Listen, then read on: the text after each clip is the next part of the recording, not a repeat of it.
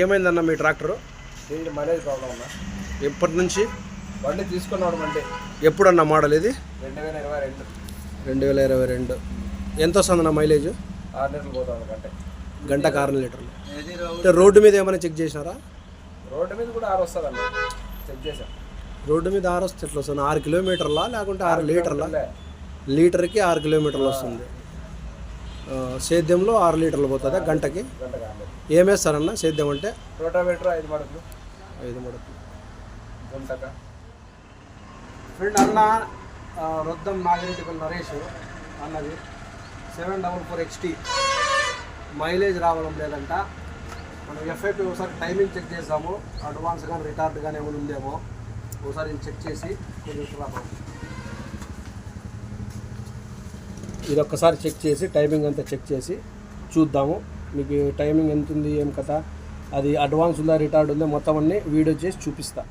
ఓకేనా? Hi friends, ఇప్పుడు మనము ఈ 744 XTకి టైమింగ్ చెక్ చేద్దాము.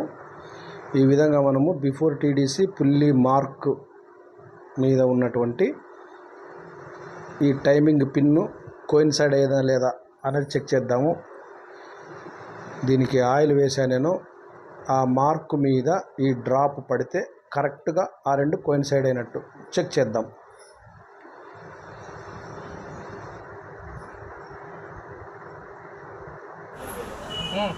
ఓకే, పడింది. ఇప్పుడు మనము ఈ యొక్క 17 సైజ్ స్పానర్తో మనము ఆ నట్టుని లూజ్ చేసుకొని ఆ తర్వాత మనము ఈ రాకర్స్, ఇది ఫస్ట్లోనే చెప్పాల్సిందే నేను, ఈ రాకర్స్ మనం ఈ విధంగా ఇంజన్ తిప్పుకుంటే ఇది సెకండ్ రాకరు, ఇది థర్డ్ రాకర్లో మనకి ఎగ్జాస్ట్ వాల్వ్ డౌన్ అయి ఉండాలి. ఇది ఫస్ట్, ఇది సెకండ్, ఈ థర్డ్. దీంట్లో మనకి ఎగ్జాస్ట్ వాల్వ్ డౌన్ అయి ఉండాలి. ఆ డౌన్ అయి ఉన్నప్పుడు మనకి ఆ పుల్లి మార్కు కోయిన్సైడ్ అవుతుంది. పుల్లి మార్కు అక్కడ పిన్నుకి. ఆ తర్వాత మనము టైమింగ్ సెట్ చేసుకోవాలి. ఈ విధంగా మనం ఎల్కీ ద్వారా ఈ యొక్క డెలివరీ వాల్వ్ లాక్ని తీసేసి అక్కడ ఏదైనా డస్ట్ గిస్ట్ ఉంటే క్లీన్ చేసి ఆ తర్వాత డెలివరీ వాల్వ్ హోల్డర్ని 22 సైజు రింగ్తో మనం ఓపెన్ చేసి దాంట్లో ఉన్నటువంటి delivery valve plus spring rider, ఈ డెలివరీ వాల్వ్లో ఉన్నటువంటి స్ప్రింగ్ రైడరు, ఈ విధంగా తీసేయాలి. ఆ తర్వాత ఓరింగ్ని సరి చేసుకోవాలి. లోపల ఉన్నటువంటి ఇది డెలివరీ వాల్వ్ సీటరు, దాన్ని డెలివరీ వాల్వ్ అంటారు. ఆ వాషరు, ఆ డెలివరీ వాల్వ్ తీసేసి ఈ డెలివరీ వాల్వ్ సీటర్ని మాత్రము పంపులోకే వేయాలి. ఆ విధంగా పంపులోకి వేసి కొద్దిగా మనము ఈ కిక్కర్ సాయంతో డీజిల్ని బయటకు వచ్చే విధంగా కొద్దిగా పంప్ చేసుకొని ఆ విధంగా పంపు చేసుకొని ఆ తర్వాత డెలివరీ వాల్వ్ హోల్డర్ని ఫిట్ చేసి దానికి ఈ విధంగా స్వాన్ నెక్ పైపుని ఫిట్ చేసి మనము ఈ స్వాన్ నెక్ పైపులో నుంచి డీజిల్ డ్రాప్ పడుతుందా లేదా? పడ్డం లేదు కాబట్టి ఇక్కడ ఈ పంపు టైమింగ్ రిటార్డులో ఉంది. ఇది కంప్లైంట్, ఈ పంపులో ఉన్నటువంటి కంప్లైంట్. ఆ తర్వాత మనము ఈ పంపు కవర్ని తీసివేసి ఈ విధంగా లోపల లాక్ చేయబడినటువంటి పంపు వీల్ లాక్ చేసి ఉంటుంది, అది ఫ్లాంజ్కి. ఆ పంపు వీల్ బోల్టాలు 13 సైజు బోల్టాలు మనము లూజ్ చేసుకుంటే